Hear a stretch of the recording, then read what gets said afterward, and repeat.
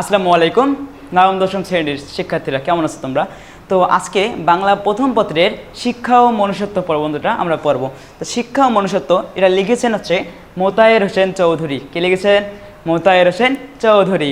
তো next slide যদি দেখা যায় আমরা মোতায়ের হোসেন চৌধুরীর যে লেখক পরিস্থিতি আছে, পুরো যে কোশ্চেন আর্ট আছে এটা আমরা দেখব। এরপর এমসিকিউ আছে, প্রত্যেকটাই আমরা দেখব যে কি লিখেছেন, কি আছে এইটাই। তাহলে আমরা কি বলছিলাম যে হচ্ছে এই যে শিক্ষা ও মনুষ্যত্বের লেখক পরিস্থিতি আমরা এখন বলবো। ওকে, লেখক পরিস্থিতি। মোতায়ের হোসেন চৌধুরী 1903 সালে কুমিল্লায় জন্মগ্রহণ। কত সালে? 1903 সালে।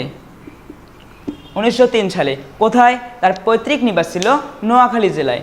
এই যে মোতায়ের হোসেন চৌধুরী 1903 সালে কুমিল্লায় জন্মগ্রহণ করেন।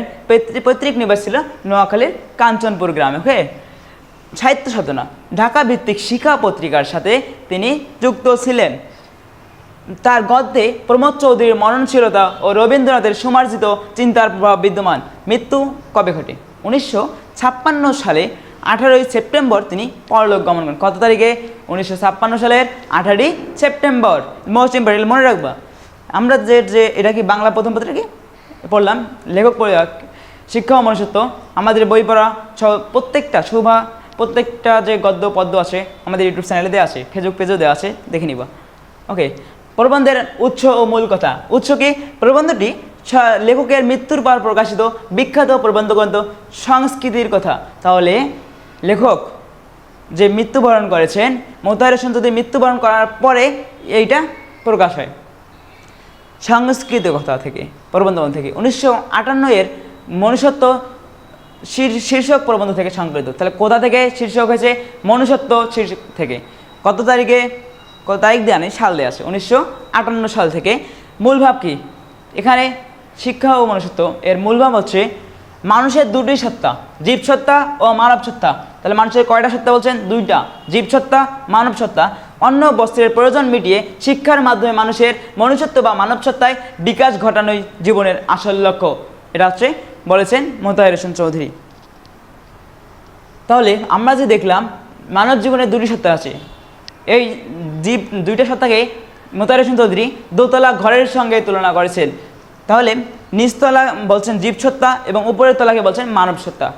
তাহলে নিচতলা জীবসত্তা, উপরের তলাকে মানব সত্তা। তাহলে নিচতলা কি আছে? জীবের মতো বেঁচে থাকার অস্তিত্ব বা দৈহিক সত্তা হচ্ছে জীবসত্তা। চাহিদা কি? অন্ন, বস্ত্র, বাসস্থান, ক্ষুধ পিপাসা নিবারণ, এটা জীবসত্তার কাজ।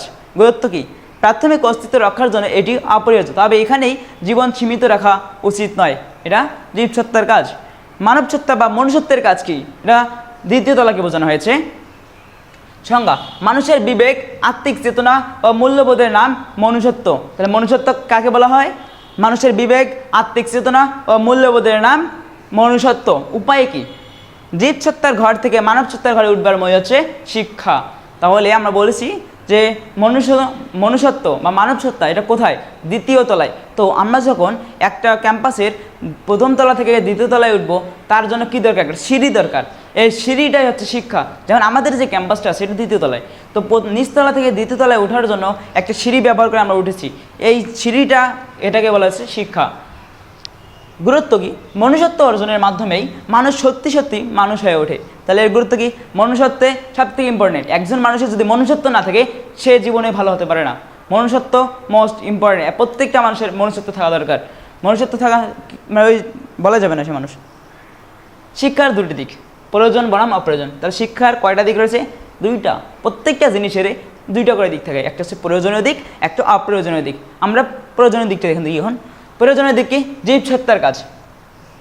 ক্ষুধা ও তৃষ্ণার ব্যাপারটিকে মানবিক করে তোলা এবং অন্য বস্ত্রের চাহিদা মেটানোর যোগ্যতা অর্জন করা, এটি শিক্ষার নিচু স্তর। ওকে, অপ্রয়োজনীয় দিকটি কি? শিক্ষার শ্রেষ্ঠ দিকটাকে এটা অপ্রয়োজনীয় দিক বোঝানো হয়েছে যে এটি মানুষকে মনের মালিক বানিয়ে অনুভূতি ও কল্পনার রস আস্বাদন করতে শেখায়।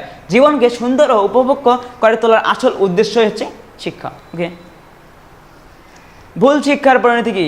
আমরা সবসময় কি শিখবো? সঠিক শিখবো, ভুল শিখবো না।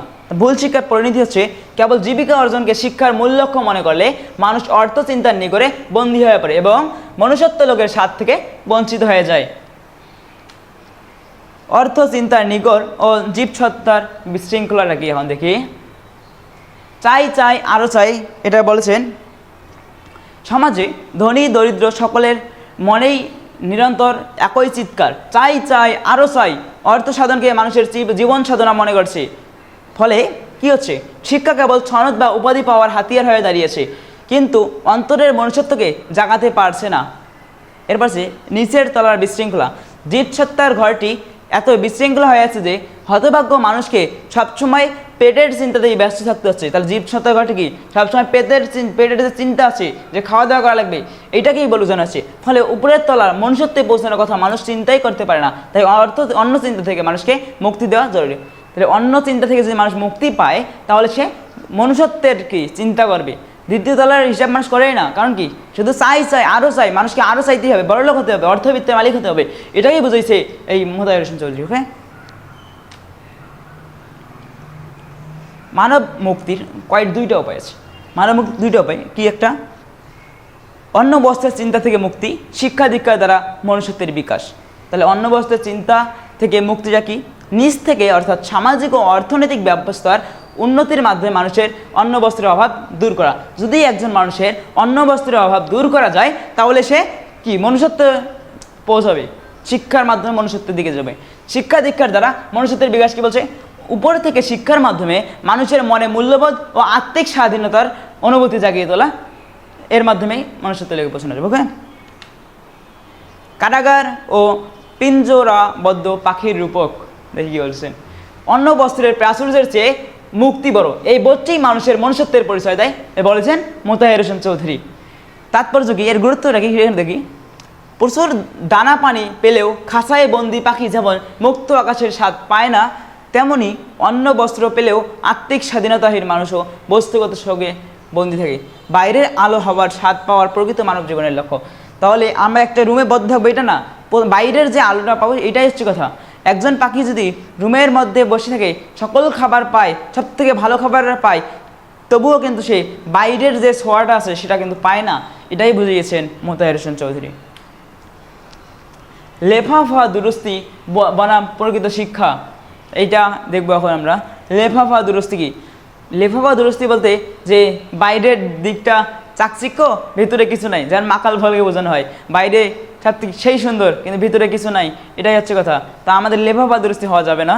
লেফাফা দুরস্তি বলতে বোঝায় বাইরের দিক থেকে নিজেকে ত্রুটিহীন বা মার্জিত দেখানো, কিন্তু ভেতরে কোনো সদ্গুণ বা মূল্যবোধ না থাকা, এটি ভণ্ডামির রূপ। তাই লেফাফা দুরস্তি থেকে আমরা দূরে থাকবো। লেফাফা দুরস্তির কাজ একটা তোমরা করো, যেমন যে যারা ফাঁকিবাজ করছে, যারা ভালো স্টুডেন্ট তারা তো না, ফাঁকিবাজ স্টুডেন্ট কী করে, যে হচ্ছে পড়াশোনা, মা বাবা বলে যে হচ্ছে পড়াশোনা কর, তো ওই স্টুডেন্ট বই নিয়ে যায়, টেবিলেও বসে মানে আজ চিল্লাই দিতেছে কিন্তু পড়ে না, বইয়ের মধ্যে মোবাইল নিয়ে সে মেসেজ করতেছে, ইনবক্সে চ্যাট করতেছে, কিন্তু সে পড়তেছে না।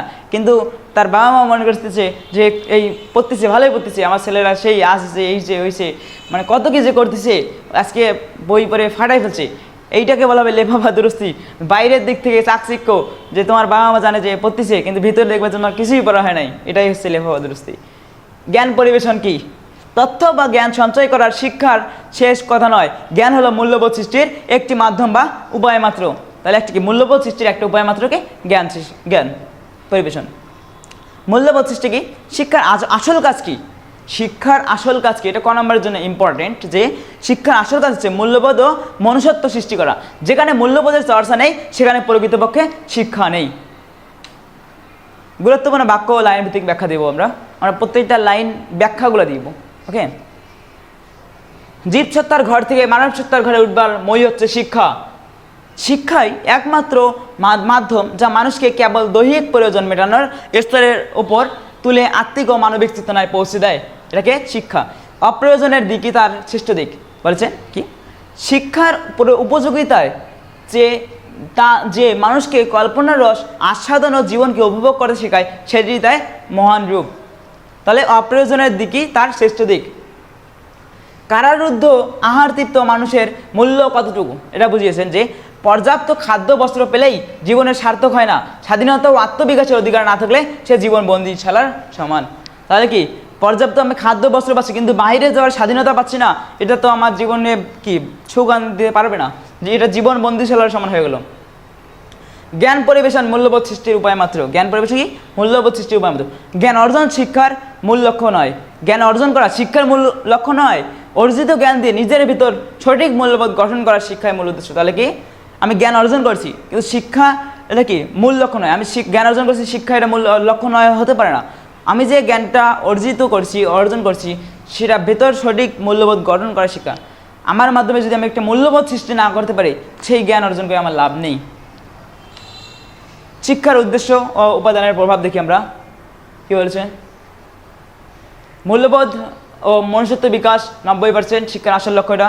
জ্ঞান অর্জনের মাধ্যম 65%, জীবিকা ও অন্য বস্তুর সংস্থা 40%। ওকে, প্রবন্ধকারের মতে শিক্ষাকে কেবল অন্য বস্তুর সংস্থান বা জ্ঞান অর্জনের সীমাবদ্ধ না রেখে মূল্যবোধ ও মনুষ্যত্ব অর্জনের প্রধান হাতিয়ার হিসেবে গ্রহণ করাই শিক্ষার প্রকৃত সাফল্য। ওকে, তাহলে এই প্রবন্ধটা একটু বড় ছিল, যে শিক্ষা ও মনুষ্যত্ব, এটা আমরা শেষ করছি। আমরা এখন দেখবো যে এইখান থেকে ইম্পর্টেন্ট যে এমসিকিউগুলো আছে কয়েকটা সলভ করবো, অল্প কয়েকটা। তো দেখা যাক, শিক্ষা ও মনুষ্যত্ব প্রবন্ধটি কোন গ্রন্থ থেকে সংকলিত হয়েছে? আমরা প্রথমেই বলেছি সমাজ, সাংস্কৃতিক কথা, সুখ নাকি সভ্যতা? কী হবে? সংস্কৃতি কথা। দ্বিতীয় নম্বরটা আছে মানুষের জীবনকে লেখক কিসের সাথে তুলনা করছেন? দোতলা ঘর, রাজপ্রাসাদ, অন্ধকূপ, সুউচ্চ পাহাড়। কী হবে? দোতলা ঘরের সঙ্গে। জীবসত্তার ঘর থেকে মানব সত্তার ঘরে ওঠার ময় কোনটি? অর্থ, ধর্ম, শিক্ষা, পরিশ্রম। আমি প্রথমে পড়েছি শিক্ষা। শিক্ষার কোন দিকটিকে মোতাহার হোসেন চৌধুরী শ্রেষ্ঠ বলেছেন? প্রয়োজনীয় দিক, অপ্রয়োজনীয় দিক, অর্থকরী দিক, ব্যবহারিক দিক। এটা হবে অপ্রয়োজনীয় দিক বলেছি আমরা। নিগর শব্দটির সঠিক অর্থ কি? খাঁচা, গৃহ, শিকল বা বেরি, অন্ধকার। এটা হবে শিকল বা বেরি। তাহলে এরপরে আর কি কয়েকটা আছে। শিক্ষার আসল কাজ কোনটি? মূল্যবোধ সৃষ্টি করা। লেফাফা দুষ্ট শব্দের অর্থ কি?